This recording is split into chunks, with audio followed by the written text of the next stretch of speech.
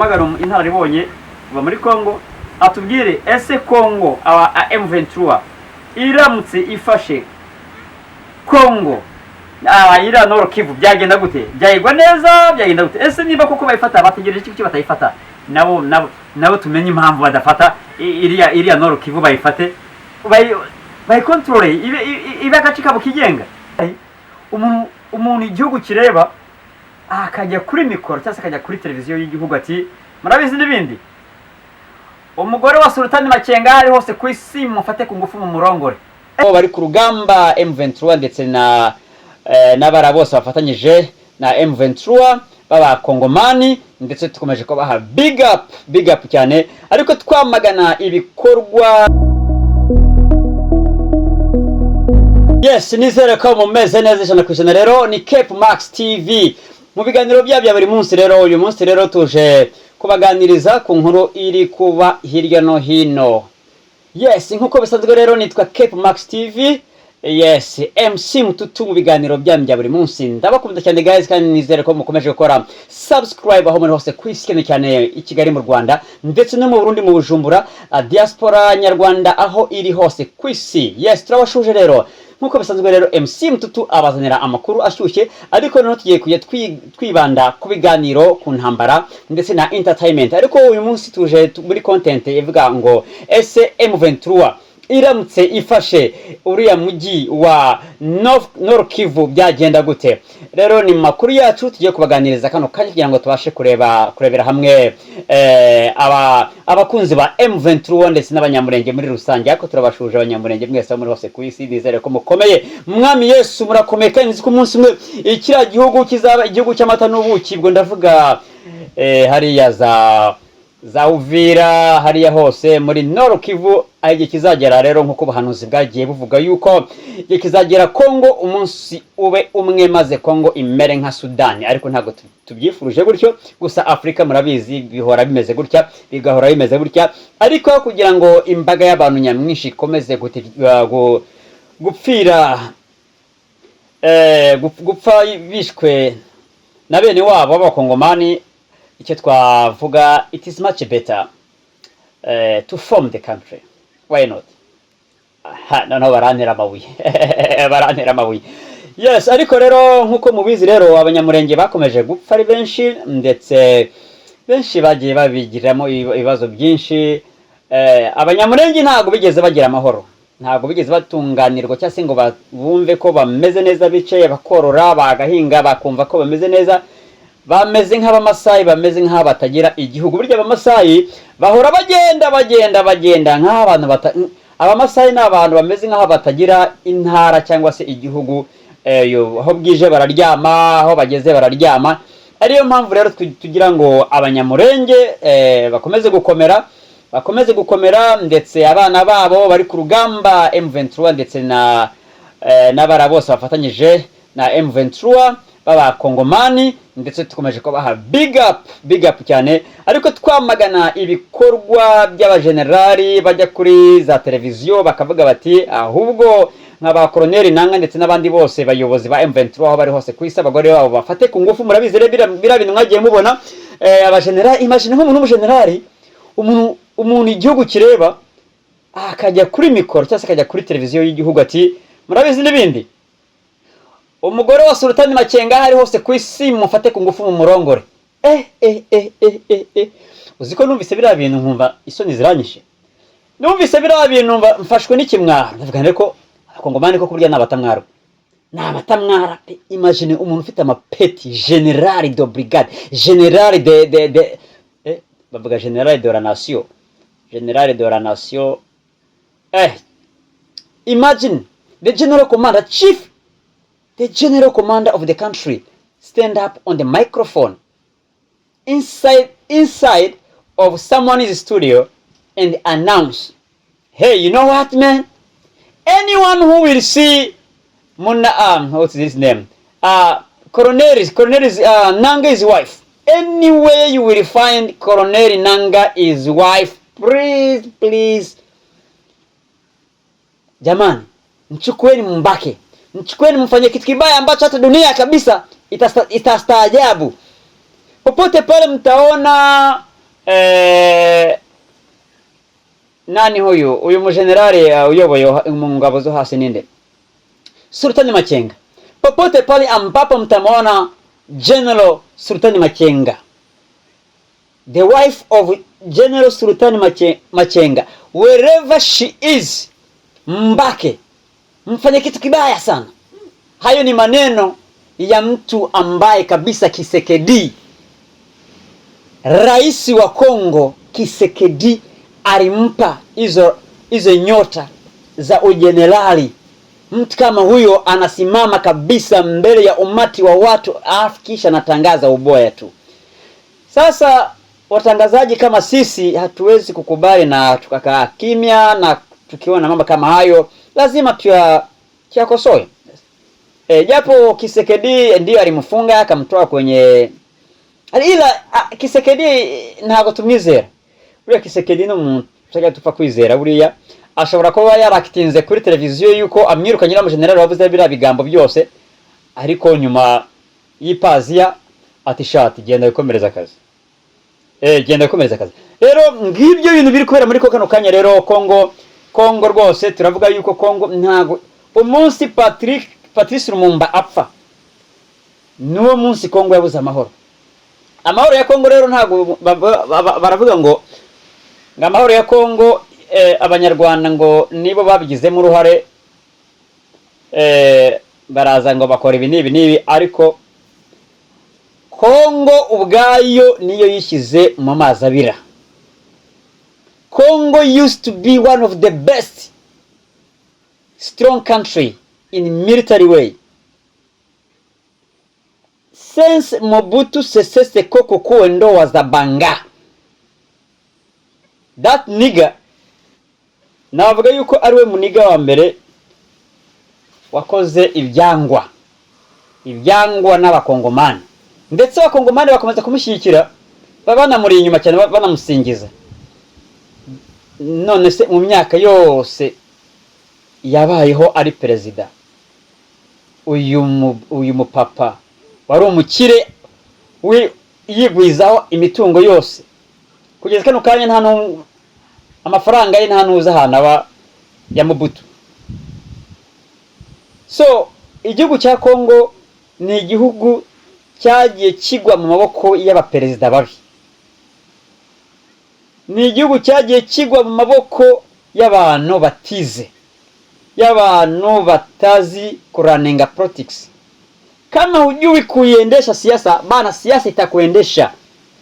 Kama huwezi kuendesha siasa ipasavyo, siasa itakugeuka na ikuendeshe. Mimi nawaambia, mimi ni mtangazaji, amani ya Kongo sio kwamba yalivurugwa na Wanyarwanda. Amani ya Kongo sio kwamba yalivurugwa na Waganda. Amani ya Kongo sio kwamba yalivurugwa na mtu mwingine. The day the Belgium siku wa mbeka mbivuga mu Kinyarwanda, umunsi ababirigi bakomeje guhabwa intebe muri Kongo, ubundi umudaimoni wa mbere w'abakongomani ni umubirigi.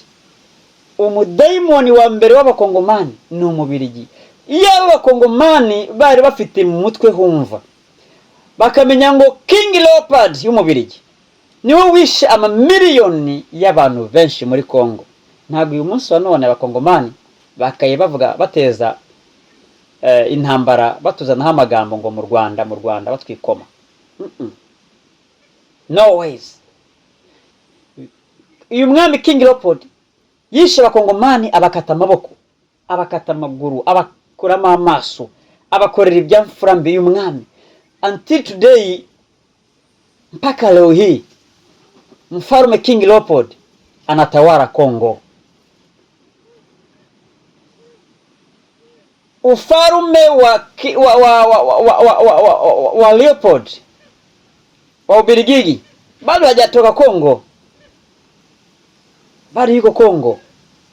Ila wakongomani haya mambo hawayaoni, hawezi wakakaa na wakapiga marufuku. Wabelgiji wanawadanganya kisa wana akili, alafu wanasomba mali.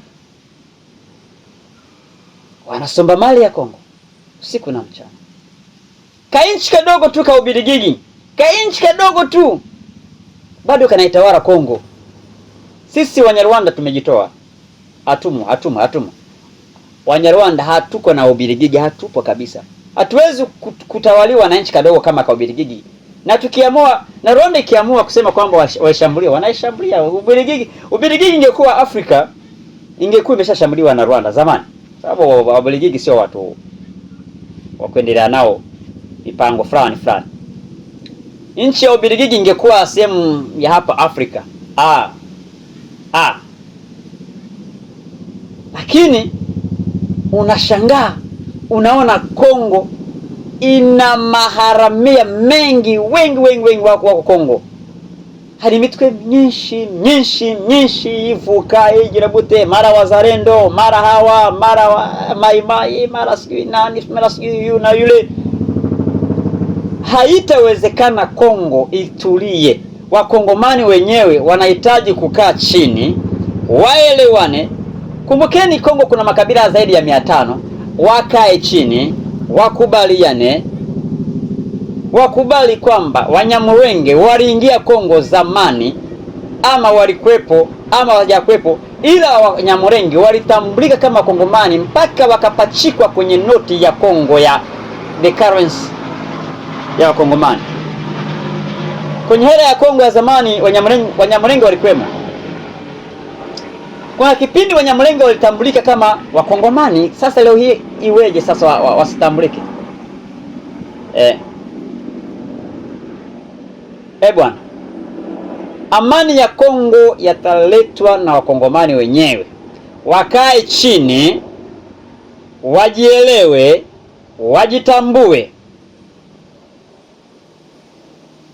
Mamia na maelfu na mamilioni ya Wanyamulenge wamesambazwa mpaka leo. Hebu jiulize, ndege ya kijeshi ya Kongo ishuke na kuwatandika risasi raia, mtu ambaye kabisa hajasoma, mtu mwenye kufuga ng'ombe zake, huyo mtu namuua, au sio bwana? Sasa je, M23, ili kundi la M23 wasiposimama na kupambania haki yao, itakuweje sasa? Wamekaa wakasema enough is enough. We must go to the war and we must fight for our rights, and until we will get our right. Ngoja nikimpigie mtu fulani hivi kutoka Kongo, tumuulize swali moja. Reka tumamagara intara ribonye kuva muri Kongo, atubwire ese Kongo aba M23 iramutse ifashe Kongo ira Nord Kivu byagenda gute? Byayigwa neza, byagenda gute? Ese niba koko bayifata, bategereje iki batayifata? Nabo tumenye impamvu badafata iriya Nord Kivu bayifate, bayi control ibe agace kabo kigenga. Cyangwa se leta ya Kongo yicare ivuga ati okay guys, it's fine, Nord Kivu ntago twemerekeza b'igihugu. Okay, sasa niba ushaka niba mushaka ko Nord Kivu mu control, ni mu control, ariko ibintu byose no ijisho ryacu leta Kinshasa rizakomeza kuba hariya, ariko mwebwe igisirikare, igipolisi, mwebwe mu control, mwicungira umutekano wanyu. Reka duhamagara umuntu mwe muri Kongo atubwire intara ribonye, turabizi mu bintu bya politiki, maze asabashe kuba yatubwira. Reka tumushake ku muntu gatoya intara ribonye yacu. Cape Max rero tuzatubazana amakuru ashyushye kugira ngo tubashe kumenya what is going on. Yes, let's go. Yes, ubwo rero duhamagaye mugenzi wacu ntararibonye kuva muri Kongo, ntabwo tutashye kumubona, ariko ubutatswe amamagara abashe kudusobanurira byo ku rugamba, byo ku murongo w'urugamba. Gusa cyo twabwira yuko abakunzi ba M23 maze kugira abakunzi benshi kwisi cyane, kubera ko M23 iri kurwanira amahoro. Ntago rero abantu bishimiye intambara nkuko abantu bakunda intambara ari bagashoza intambara, ariko kigaragara nuko M23 igihe cyose bishaka ibiganiro, ishaka amahoro, ishaka kugira ngo ibintu bigende neza nkuko babishaka. M23 iri gushakisha amahoro kugira ngo aba banyamurenge ubwo bwoko bundi bw'abakongomani buri muri Eastern DRC babashe kuba bakumvikana bakagendera ku murongo umwe. Ubwo rero abanyamurenge muri rusange bagiye bazahara bagiye bakubitika, ariko kuno munsi none M23 iri kuvuga uti no, enough is enough, we are going to fight until tumenye yuko Eastern DRC igiye ku murongo. Tugiye kwaza rero ikibazo intararibonye kugira ngo abashe kutubwira uko ese M23 iramutse ifashe Eastern DRC Nord Kivu byagenda gute, ese hari ingaruka zaba, ariko ntago abashe kudusubiza mugenzi wacu, tuzamubaza ubutaha. Ariko kigaragara nuko nubundi M23 idashaka gufata iriya Nord Kivu, yo aza kuba bashaka gufata na Uvira barayifashe rwose, ariko bigaragara yuko bagiye bumvikana amasezerano hirya no hino bavuga ati okay, musubire inyuma gutya na gutya kugira ngo birinde ibyo byose. Ariko n'ubundi nkuko mubibona tugiye mu Burundi gatoya, n'ubundi mwabonaga ko ingabo z'u Burundi zimeze nkaho zasubiye inyuma gatoya kugira ngo zibashe kuba zabanza zigatekereza by'uru rugamba, kubera ko M23 iramutse ifashe Uvira, umujyi wa Uvira ikafata ingabo z'ubushya se abarundi muri rusange babona ko bagize ikibazo gitoya bitewe nuko byinshi by'abarundi biva muri Kongo. Ubwo rero twarakubaza mugenzi wacu uherereye muri Kongo yamaze kutubwira ko bimeze kurwanya ku murongo w'urugamba, ntago basherere kuboneka kugira ngo babashe kubasobanurira. Kigaragara mu Burundi nuko Perezida Evariste Ndayishimiye ari kugenda ashyira hasi baro buhoro kugira ngo abashe kuba yakongera agasaba imbabazi cyangwa se amahoro, agashaka amahoro. Buriya perezida wa Venezuela twavuga yuko nawe twamugereranya nk'andi ba perezida muri Afrika, babona yuko ibintu bigiye kugera byarenze. Ari ukuntu buriya perezida wa Venezuela reka muganireho gatoya, yabonye ko amazi yarenze inkombe, abona yuko ibintu kabisa bimeze nabi, atangira kwaka ubufasha, atangira kwemera ibiganiro. Rero hari abaperezida bamwe na bamwe muri Afrika bameze nka Maduro, babona ku munota wa nyuma yuko ibintu bikomeye bakasaba ibiganiro. Rero hari abaperezida ntabashe kuvuga amazina yabo muri Afrika, nabo barahari ni benshi cyane baranatuzengurutse, ariko reka tujye twirinda yuko amazi yarenga inkombe, ahubwo ibintu twe tubikubirane bikiri mu maguru mashya. Yes, ariko perezida Maduro na turasumvuga gatoya, abakunzi ba Cape Max TV ntimujye kure, turaje tuvuge gatoya kuri perezida wa Venezuela washije gufatwa mpiri n'abanyamerika bigize polisi y'igihugu y'isi. Abanyamerika bigize polisi y'isi we. Yes, M23 rero abakozi ba M23 bari mu mujyi, bari muri za Canada, Toronto ndetse hano mu Bwongereza, za Burayi, za Afrika. M23 imaze kugira abafana benshi.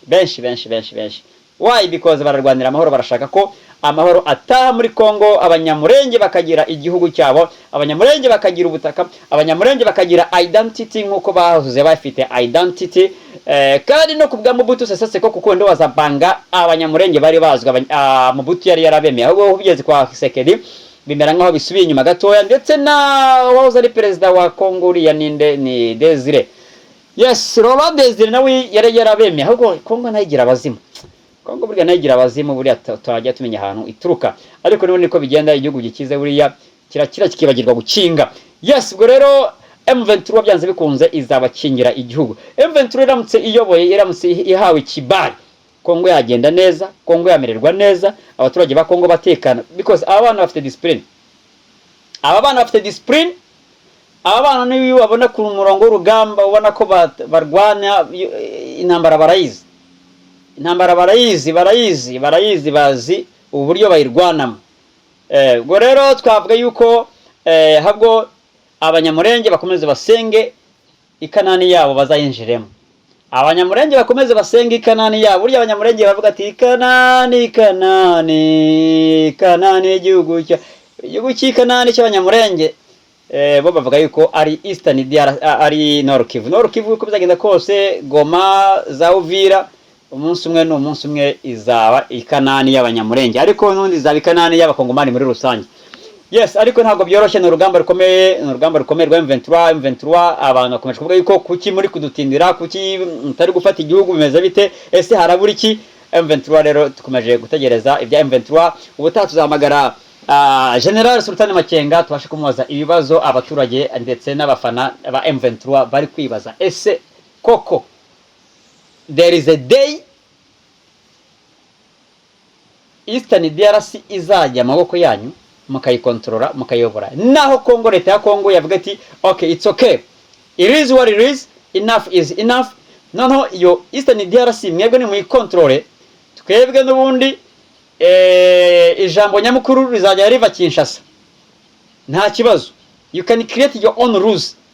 Yes, you can create your own rules, it's okay, ariko ijambo nyamukuru rizajya riva Kinshasa. Baramutse babaye umutekano biragenda neza. Yes, ubwo reka dusubire zanga ikiganiro cyacu ubutazaza tubazanira ibya Maduro, perezida wa Venezuela wafashwe na polisi y'isi ariyo Amerika. Mwakoze kudukurikirana rero, yari Cape Max TV rero.